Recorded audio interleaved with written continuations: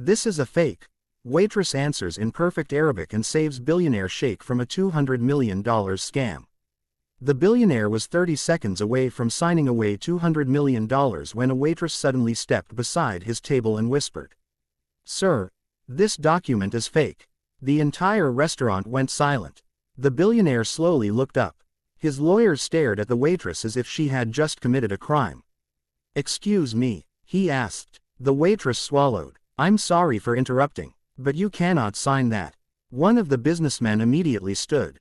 "Who do you think you are?" The waitress looked nervous. "I'm just a waitress." The businessman laughed. "Then go back to serving tables." But the billionaire didn't move. Something about the young woman's voice had caught his attention. He looked at the contract.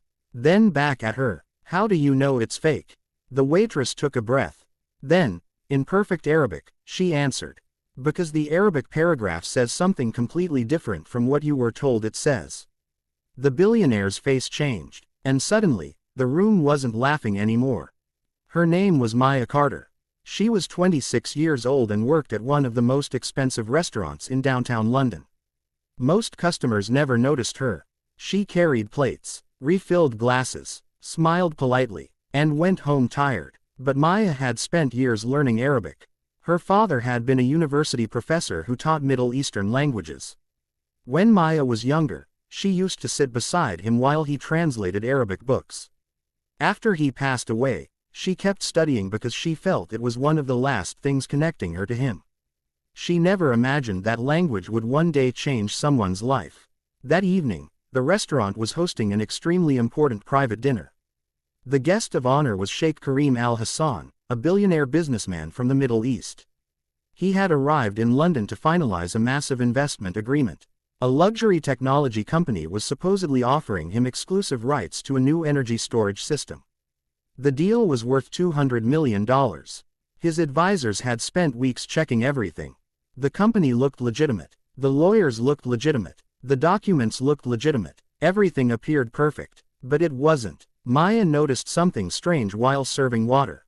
The men sitting across from Sheikh Karim were speaking English. But their documents contained Arabic sections.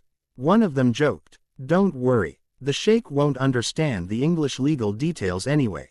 Maya froze. She looked at the document, then at the businessman, then back at the paper. She couldn't believe what she was seeing. The English version described a temporary investment agreement.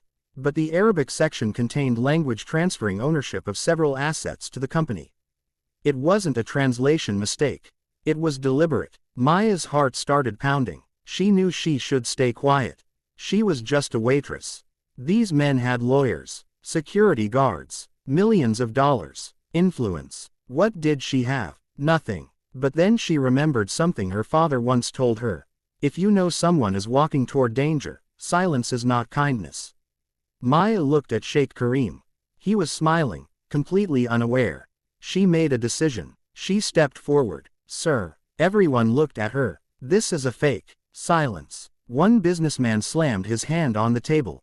"Get her out of here." Maya stepped back, but Sheikh Karim raised his hand. "Wait." The businessman stopped. The sheikh looked at Maya. "Tell me exactly what you saw." Maya carefully explained. "The English version says your investment gives you controlling rights over the new technology." She pointed at the Arabic section. "But this paragraph says something completely different." She continued. "It gives the other company authority to transfer ownership of certain assets if the investment is classified as a strategic acquisition." One of the lawyers immediately grabbed the document. "That's impossible." Maya looked at him. "Please read the Arabic." The lawyer did. His expression slowly changed. He looked at Sheikh Karim. Then at the businessman. "This clause is real." The room went cold. The businessman immediately stood. "This is ridiculous. She's misunderstanding it." Maya shook her head. "No." The businessman glared at her. "You don't know anything about international finance." Maya lowered her eyes. "You're right." She paused. "I don't." Then she looked directly at him. "But I know Arabic." The sheikh leaned forward. "Read the entire paragraph." Maya translated it carefully. And with every sentence, the truth became worse. The agreement wasn't simply giving the company temporary access. It contained hidden clauses that could allow them to control assets worth hundreds of millions of dollars. The $200 million investment was essentially the key. Once signed, it would be extremely difficult to reverse. Sheikh Karim slowly removed his glasses. Who prepared this contract? One of the businessmen answered. Our international legal team. The Sheikh looked toward his own lawyers. Did any of you verify this Arabic section? They looked at each other. One finally admitted, no. The Sheikh's expression hardened. Then we are not signing anything tonight. The businessman became furious. You're making a mistake. Sheikh Karim calmly replied, no. He pointed toward Maya. She prevented me from making one. But the story had another twist. As security began escorting the businessmen away, Maya noticed something else. One of the documents lying on the table had a small handwritten note. She picked it up. It contained a bank account number. She recognized the format. Her father had once taught her about regional banking systems. This account isn't owned by the company. Everyone turned toward her. The Sheikh's lawyer checked the information. Maya was right. The account belonged to a private offshore entity. The entire scam was bigger than they thought. The company itself may have been legitimate. Someone had infiltrated the deal and inserted fraudulent documents. The Sheikh immediately contacted investigators. Within days, the investigation revealed a sophisticated financial fraud operation involving forged contracts, fake representatives, and stolen corporate identities. The $200 million transfer had been scheduled for the following morning. If Maya hadn't spoken up, the money would likely have disappeared. But Maya wasn't thinking about money. She was thinking about what could have happened to ordinary people if such a fraud went unnoticed. She quietly returned to work. The next evening, she was serving coffee when Sheikh Karim walked into the restaurant. He wasn't wearing his expensive suit this time. He simply smiled. May I sit? Maya looked surprised. Of course. He sat down. I came to thank you. Maya smiled. You already did. No, he said. You don't understand. He leaned forward. You saved more than money.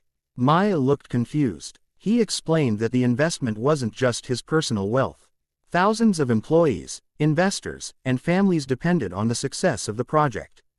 If I had lost that money, he said, many innocent people would have suffered. Maya nodded quietly. Then he asked, why did you risk your job? She looked down. Because I knew something was wrong. That isn't my question. Maya smiled faintly. My father taught me that knowing something is wrong and doing nothing is also a choice. The Sheikh became silent. Then he asked about her father. Maya told him about the professor who had spent his life teaching languages. He never became rich, she said. But he believed education was something you gave away without becoming poor. The Sheikh smiled. Your father was a wise man. He was. There was a long silence. Then the Sheikh said, I would like to offer you something. Maya immediately shook her head. If you're talking about money, I can't accept it. He smiled. Why? Because I didn't help you for money. I know. He placed a folder on the table. This isn't payment. Maya opened it. Inside was a scholarship and a job offer with a foundation dedicated to education and language programs. You said your father believed education should be shared, the Sheikh explained. So I thought you might help continue his work. Maya stared at the papers. Her eyes filled with tears. You want me to work for your foundation. I want you to build something your father would be proud of. Maya couldn't speak. She closed the folder. Thank you. The Sheikh stood. Then he said something in Arabic. Maya smiled. What did you say? He answered. I said your father must be very proud of you. Maya wiped away a tear. I hope so. Years later, Maya became the director of the Foundation's International Language and Education Program. She helped create scholarships for students who couldn't afford university. She funded language programs. She supported young translators. And she never forgot where it started. Not in a billionaire's office. Not in a boardroom. Not with $1 million opportunity. It started in a restaurant. With a waitress who almost stayed silent. Whenever someone asked Maya how she managed to change her life so dramatically, she always gave the same answer. I didn't try to change my life. I just tried to help someone. And that became the lesson she taught every student who received a scholarship. You don't have to be rich to make an impact. You don't need power. You don't need a famous name. Sometimes your greatest strength is simply knowing something valuable and having the courage to speak when everyone else is silent. Because kindness doesn't always look like giving money. Sometimes kindness is warning someone before it's too late. Sometimes courage is risking embarrassment to protect another person. And sometimes, the person everyone overlooks is the one capable of saving the day. Maya was just a waitress to everyone in that restaurant. But for one billionaire, on one unforgettable night, she was the reason $200 million, and thousands of innocent lives, were protected. And she proved something the world often forgets. Never underestimate the quiet person in the room. They may be carrying more knowledge, courage, and compassion than anyone realizes.